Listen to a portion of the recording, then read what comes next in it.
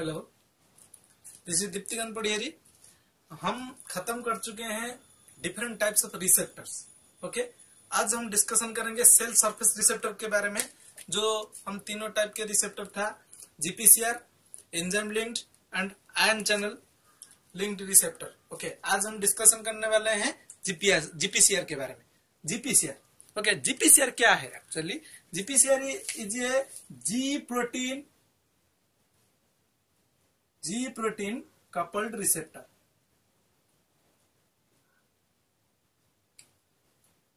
Okay, मतलब कुछ ऐसा रिसेप्टर जिसके साथ जी प्रोटीन लिंक्ड होकर रहता है। Okay, G protein GPCR it is a largest family of cell surface receptor. Okay, it is the largest family of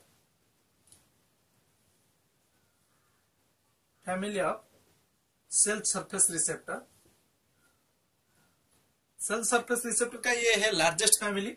okay,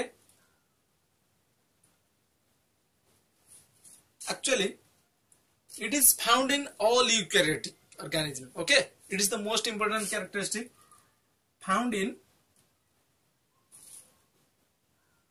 all eukaryotes. जितने भी सारे यूकैरियोट्स हैं उनके पास ये देखा जाता है। देखो, GPCR it is a 7 pass protein, 7 transmembrane 7 pass protein. क्या है इसके पास? 7 ट्रांसमेम्ब्रेन को पास करने का जैसा एबिलिटी है, मतलब 7 pass protein. Okay, it is a 7 pass protein. इसका स्ट्रक्चर को हम जब देखेंगे हम जान पाएंगे ये 7 पास प्रोटीन क्या है एक्चुअली। देखो, ये हमारा प्लाज्मा मेम्ब्रेन है। ओके, प्लाज्मा मेम्ब्रेन है, मतलब इसके पास जो 7 पास प्रोटीन, या तो 7 ट्रांसमेम्ब्रेन प्रोटीन, 7 पास प्रोटीन या 7 ट्रांसमेम्ब्रेन प्रोटीन,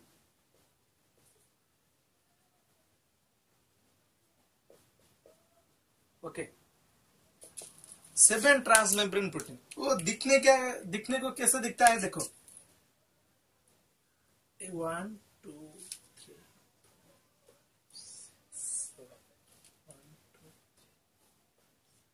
देखो 7 पास प्रोटीन में बोल रहा था। देखो 1 2 3 4 5 6 और 7। समझ में? इसी को ही मैं बोल रहा था 7 पास प्रोटीन या 7 ट्रांसमेम्ब्रेन प्रोटीन। समझ में? इसका देखो, N terminal always to outside. Okay, N terminal बाहर के हिस्से में होता है। ओके, एंड सी टर्मिनल अंदर के हिस्से में होता है।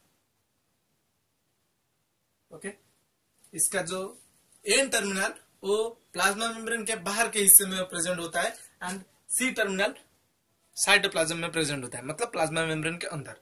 Then it is a G protein coupled receptor. देखते हैं जी प्रोटीन एक्चुअल क्या है। G protein it is a GTP binding protein. GTP binding protein, G protein क्या है एक्चुअली?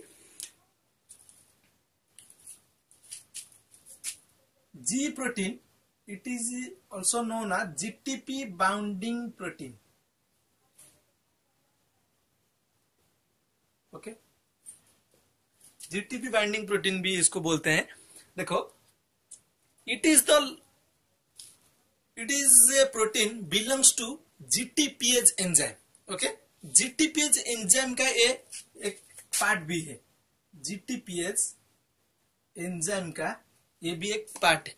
मतलब जीटीपीएज एंजाइम के ग्रुप में जितने सारे भी एंजाइम आते हैं उनसे जी प्रोटीन भी एक इसका हिस्सा है। समझ में है? उसके बाद देखो, जी प्रोटीन के पास दो, it is a heterotrimeric protein. G protein is a heterotrimeric protein. Trimeric protein, okay, heterotrimeric protein है।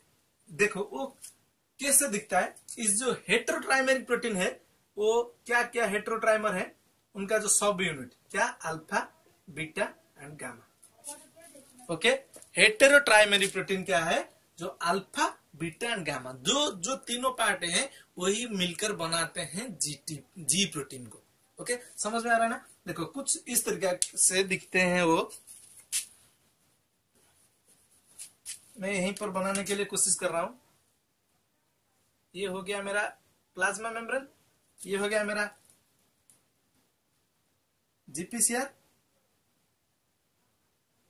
ये हुआ N terminal, this is the C terminal. वो कुछ इस तरीके से प्रेजेंट होते हैं, alpha, beta and gamma. Okay,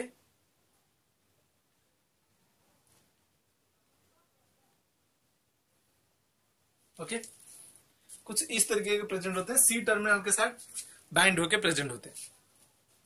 देखो जो भी है alpha and gamma subunit, alpha and gamma subunit bound to plasma membrane present होते हैं। Alpha and gamma subunit bound to plasma membrane, ये ऐसे प्रेजेंट होते हैं। अल्फा बाइंड होके रहता है प्लाज्मा मेम्ब्रेन के साथ एंड गामा भी प्रेजेंट होता है, बाइंड होके रहता है प्लाज्मा मेम्ब्रेन के साथ। बट बीटा सब यूनिट फ्री रहता है, वो अटैच होके रहता है किसके साथ, अल्फा एंड गामा सब यूनिट के साथ। आई थिंक ये तुमको समझ में आ गया होगा सबको। इसके बाद हम देखते हैं कैसे जी प्रोटीन एक्टिवेट होता है, हाउ जी प्रोटीन वर्क्स।